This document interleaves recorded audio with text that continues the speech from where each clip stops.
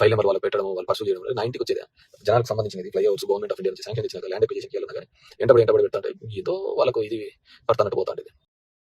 ఏ political అనలిస్టులు చెప్పిన మాట కాదు. ప్రత్యక్షంగా ప్రజల్లో ఎంతో పేరు ఉన్న ఎమ్మెల్యే కేతిరెడ్డి వెంకటరామరెడ్డి వైఎస్ఆర్సీపీ ప్రభుత్వం ఎందుకు ఓడిపోయింది అని చెప్పారు. డైరెక్ట్గా చెప్పకపోయినా జగన్ గారు ఎమ్మెల్యేలకి ఎంపీలకి అందుబాటులో ఉండకపోవడం వల్ల ప్రజల సమస్యలు సమర్థవంతంగా పరిష్కరించలేకపోయామని చెప్పారు. గుడ్ మార్నింగ్ ధర్మవరం పేరుతో రాష్ట్రమంతా ఫేమస్ అయిన కేతిరెడ్డి ధర్మవరం నియోజకవర్గ ప్రజల సమస్యలు పరిష్కరించడానికి ఎల్లప్పుడూ అందుబాటులో ఉండటమే కాకుండా చేసిన పనులు అందరికీ తెలిసేలా సోషల్ మీడియాలో ఎప్పటికప్పుడు పోస్ట్ చేస్తూ ఉంటారు. వైసీపీ ప్రభుత్వం తీసుకొచ్చిన పథకాలన్నీ ప్రజలకి ఎలా చేరవేయాలి అనే దాని మీద ఈయన పవర్లో ఉన్న సమయాన్ని ఎక్కువ కేటాయించారు. ఈయన ప్రజలతో మాట్లాడే వీడియోలు చూస్తే ఈయనకి పథకాల పట్ల ఎంతవరకు అవగాహన ఉంది అని తెలిసిపోతుంది.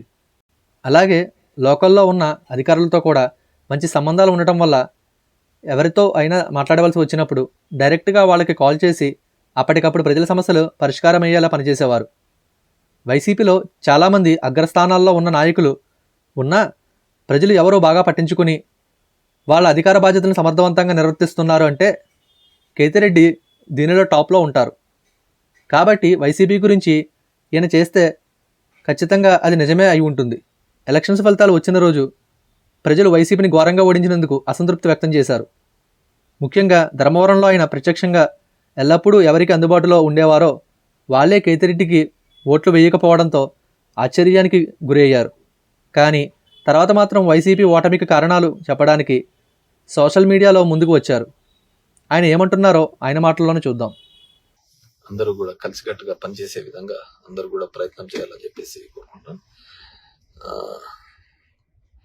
నిజంగా జరుగుతున్న పరిణామాలు ఇవన్నీ కూడా కొంతమంది నిన్న చూసాం. దాడిశెట్టి రాజా మాట్లాడుతూ సీఎంఓలో మాట్లాడుతూ చెప్పాడు, డెఫినెట్గా దెర్ ఇస్ ఎ గ్యాప్. ఖచ్చితంగా ముఖ్యమంత్రి కార్యాలయానికి దీనికైతే ఒక గ్యాప్ వచ్చింది. ప్రతిదీ ముఖ్యమంత్రి గారికి చెప్పడం, ఆయనకి చెప్పడము, దాని రిజాల్వ్ కాకపోవడము, ఎమ్మెల్యేలు మంత్రులు కూడా చాలా సందర్భాల్లో వెయిట్ చేస్తున్న సందర్భం నేను చూశాను. బయట వెయిట్ చేస్తున్న సందర్భం లోపల ఎవడో కూర్చొని మాట్లాడుతూ అంటాడు,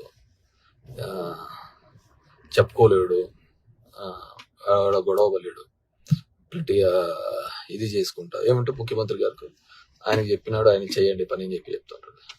నౌ దే ఆర్ ఆల్ ఇది అనమాట. కానీ నష్టపోయినది మాత్రం ఎవరున్నారంటే నాయకత్వం. ఖచ్చితంగా ఐ స్ట్రాంగ్లీ బిలీవ్ వాళ్ళైతే ఒక గ్యాప్ని అయితే సీఎంఓ ఆఫీస్ అయితే ఖచ్చితంగా ఒక గ్యాప్ని అయితే క్రియేట్ చేసినారు. అది ప్రజాప్రతినిధులకును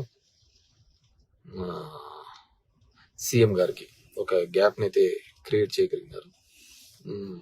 డైరెక్ట్గా వీళ్ళు కూడా సమస్యలు చెప్పుకోలేని పరిస్థితులలో వీళ్ళు కూడా ఉన్నారు. ఆ సమస్య రిజాల్వ్ అవుతుంది. ఇప్పుడు నేనున్నాను మా ధర్మవరంలో ల్యాండ్ అక్విజిషన్ కోసం, ఫ్లైఓవర్ ల్యాండ్ అక్విజిషన్ కోసం ఒక 100 సార్లు తిరిగింటాను. జస్ట్ ఆ డబ్బులు అయిపోతుంది అని చెప్పేసి.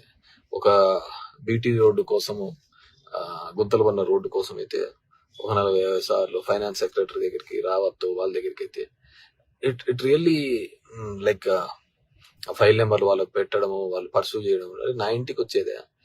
జనాలకు సంబంధించినది ఫ్లైఓవర్స్ గవర్నమెంట్ ఆఫ్ ఇండియా నుంచి శాంక్షన్ ఇచ్చినాక ల్యాండ్ అక్విజిషన్కి వెళ్ళినా కానీ ఎంటబడి పెడతా అంటే ఏదో వాళ్ళకు ఇది పడతానట్టు పోతా ఉండేది. హోప్ సో ఇప్పుడు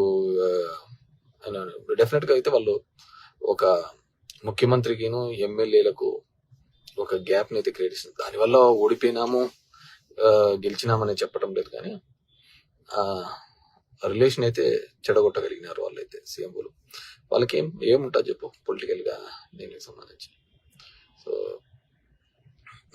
సో నేను నిన్న రాజా చెప్పిన దాన్ని ఖచ్చితంగా ఏకీభవిస్తా. సో నేను అంత కఠినంగాను ఇది చెప్పలేను, కానీ చాలా సందర్భాల్లోనూ కూడా నేను మాట్లాడినాను. నేను అందుకే దాని దగ్గర పోవడం కూడా తగ్గించినాను. నేను చెప్తున్నాను, ఒక ఫ్లైఓవర్ది Government of India sanction 1 year, it took 1 year for them to give land acquisition amount. అంతా కలిసిన 15 కోట్లు 20 కోట్లు ఉండదు. దాన్ని ఇవ్వడానికి కూడా అంత టైం తీసుకొని చేసే కార్యక్రమం చేయడం జరిగింది అనమాట. సో అలా చాలా సందర్భాల్లోనూ కూడా చాలా ఈరోజు వాటిని అనుకోని కూడా ఇది ఇబ్బంది ఏం లేదు. కానీ జగన్ గారు అలాగే సీఎంఓ అంటే చీఫ్ మినిస్టర్ ఆఫీస్ అధికార ప్రతినిధులకు అందుబాటులో ఉండకపోవడం వైసీపీ ఓటమికి ప్రధాన కారణమని వెల్లడించారు. ఈ విషయం ఏ ప్రభుత్వం అయినా చాలా జాగ్రత్తగా గుర్తుపెట్టుకోవాలి. ఫైనల్గా అధికారం ఉండేది ప్రజల చేతుల్లోనే. సో ఓటు వేసేటప్పుడు డబ్బులు ఎవరి దగ్గర తీసుకున్నా మాత్రం ఈ రోజుల్లో చాలా ఆలోచించి మాత్రమే ఓటు వేస్తున్నారు. ఇదండి ఈ కథ. మరొక వీడియోతో మళ్ళీ కలుద్దాం.